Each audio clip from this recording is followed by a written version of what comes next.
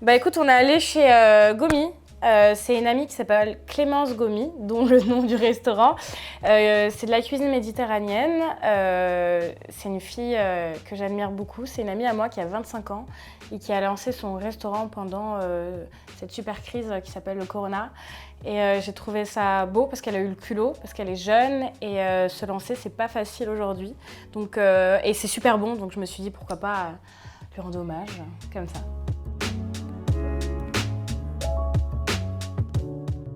Ouais, bah, j'ai envie de te dire, tout le monde, en fait, ce qui s'est passé, c'était incroyable dans le mauvais sens du terme. Du coup, il y a plein de restaurants qui ont fermé, dont un qui était rue René Boulanger, qui s'appelle Siaco, qui s'appelait Siaco parce que ça a fermé. C'est un restaurant italien, c'était une petite famille italienne, et la crise, ils ont eu, tu vois. Et du coup, ils sont partis en Italie, ils ont vendu. Et voilà, j'ai juste envie de donner de la force à tout le monde parce que je sais que la reprise, elle n'est pas facile. Et de penser à vous, quoi. Un plat qui me met en joie, il y a un plat que j'ai découvert qui est vendu je t'avoue, par Season, et c'est des burgers veggie. Et genre, moi j'étais pas dans ça du tout, et une fois je l'ai goûté, et ce truc-là, il est incroyable, quoi. La viande, c'est même pas de la viande, mais t'as l'impression de manger de la viande. Et à chaque fois que je mange ça, j'avoue, je suis trop contente, quoi. Je peux pas m'arrêter. Et j'en mange beaucoup trop, je pense. Mais ça me donne un sourire. Bah écoutez, voilà, j'ai une capacité 0 en cuisine, mais ma mère cuisine très bien. Elle a un truc mortel que j'adore. Elle fait des risottos au pesto. Et ça, c'est un truc, c'est la spécialité de ma mère et j'adore. Donc, je sais pas cuisiner ça, mais merci maman. Sinon, je fais des très bonnes salades. Feta, tomates, tout ça, mais je t'avoue, j'ai aucune capacité. Autour de la table, moi, j'aime bien, c'est ce que je fais avec mes soirées, c'est que j'invite des gens qui se connaissent pas. Et à la fin de toutes ces soirées, c'est super intéressant parce qu'ils ont tous des points communs. Ou alors, il y a une amitié qui ressort de ça. Moi, je kifferais à inviter des gens qui viennent pas du tout du même domaine, que ce soit médical, restauration, soirée, fashion, etc. Les mettre tous sur une table pour montrer qu'on est différents, mais on a toujours des points en commun, tu vois. Et ce serait mon kiff. Et restauration, je t'avoue, je suis une fan inconditionnelle de l'Italie. Genre, c'est facile à manger, tu peux pas dire que t'aimes pas. Du coup, tout le monde sera heureux de manger italien, il y aura pas de chichi en disant « Ah non, moi je mange pas ça ». L'Italie, ça réunit, et je pense que voilà, des gens qui se connaissent pas et un restaurateur italien. En avant tout, l'association auquel je suis marraine, c'est une assoce qui se bat tous les jours contre les violences conjugales, que ce soit pour les femmes ou les hommes, parce qu'on oublie un peu trop souvent que les hommes aussi sont touchés. Ils ont un chat pour être là pour les gens, que ce soit de 10 ans jusqu'à 40 ans, pour parler de leurs problèmes, pour analyser si c'est des relations toxiques, si c'est normal qu'on te parle comme ça ou autre. C'est un chat où tu parles avec des gens en direct. Et je suis très contente d'être marraine. On fait beaucoup de choses et je suis contente de faire bouger les choses avec eux, quoi. C'est très spécial. J'ai deux amies qui s'appellent Léna et Rebecca qui ont une assoce qui s'appelle Collect LK. C'est pour aider les réfugiés un peu partout, pour pas les laisser en plan. Elles font beaucoup de plans d'action pour avoir des tentes, des vêtements, etc. pour les aider. Et donc c'est quelque chose. Enfin, j'ai des potes tellement admirables et ça me touche et je pense que c'est important, tu vois, avec tout ce qui se passe là.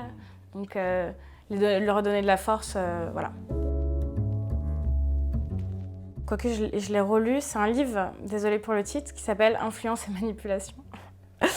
En fait, c'est un livre que j'ai lu parce qu'on vit dans un monde très bizarre, surtout dans le monde de la communication ou la mode. Et je pensais que j'allais pas avoir les épaules pour être en face d'hommes ou de femmes pour travailler avec eux. Et donc, j'ai lu ce livre-là pour avoir un peu des skills, tu sais, pendant des réunions, pour imposer ce que je veux et tout.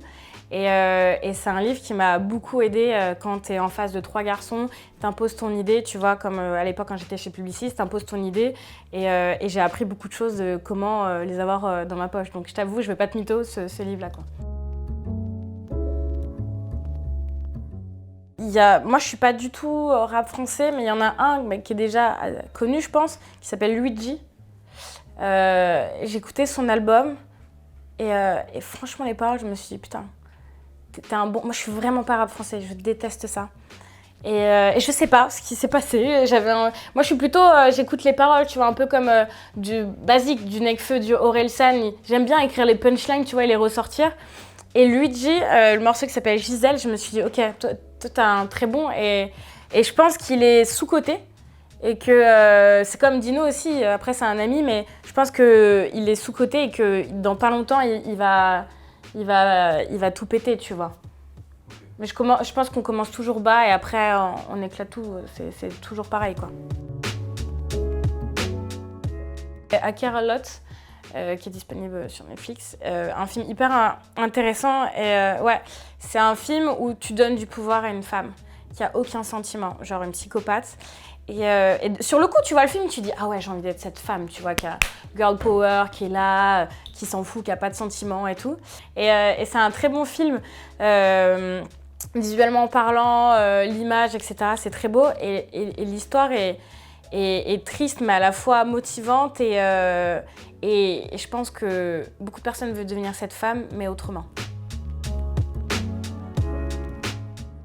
Bah, c'était vendredi, le lieu qui me donne de la vibration, je t'avoue, c'est basique, mais c'est au jungle, quoi. La dernière fois que j'ai senti good vibe, good vibration, c'est qu'on a fait Iskaba vendredi, c'était incroyable. En fait, c'est incroyable de réunir plein de gens, comme je te répète, d'endroits différents qui ne se connaissent pas, et qui dansent tous ensemble sur la même musique.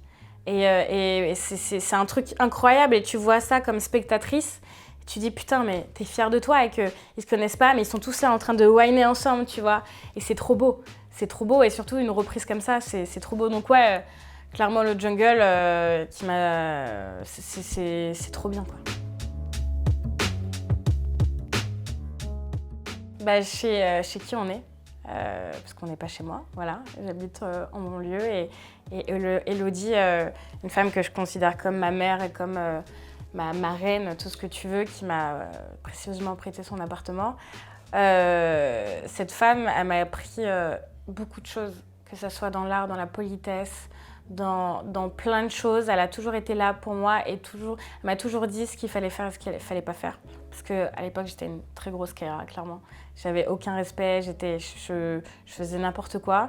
Elle a été là pour me canaliser dans mes idées, dans ma façon de parler, de comment me comporter en public. Elle a été là en tant que formatrice, elle a toujours été là et je pense que jamais de la vie, je pourrais jamais autant la remercier.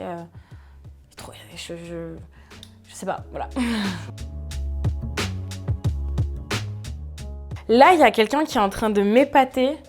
Comment il s'appelle Lil Nas. Merde. Lil Nas X. Ouais. Il est en train de... Cet homme, il est en train de changer des mentalités de dingue. Que ça soit dans les clips, que ça soit dans la fashion, dans la mentalité, il y a un truc qui se passe, tu vois. Le petit rappeur qui devient un mec qui s'habille en meuf, etc. et qui est toujours respecté, ce mec, il me fascine. Que ça soit voilà, vraiment dans les clips, dans le stylisme, je me dis, putain, mais t'es jeune, t'oses, respect. Et ça fonctionne de ouf. T'as vu ce qu'il a fait pour son album, pour la sortie de son album, avec le ventre de femme enceinte et tout. Je me dis, mais mec, t'es un génie. Parce qu'il est en train de provoquer les gens rentrent dedans, ça fait encore plus parler de lui. Que dire? Franchement, génie, mec, continue comme ça, quoi. Jamais lâché! Non, je rigole.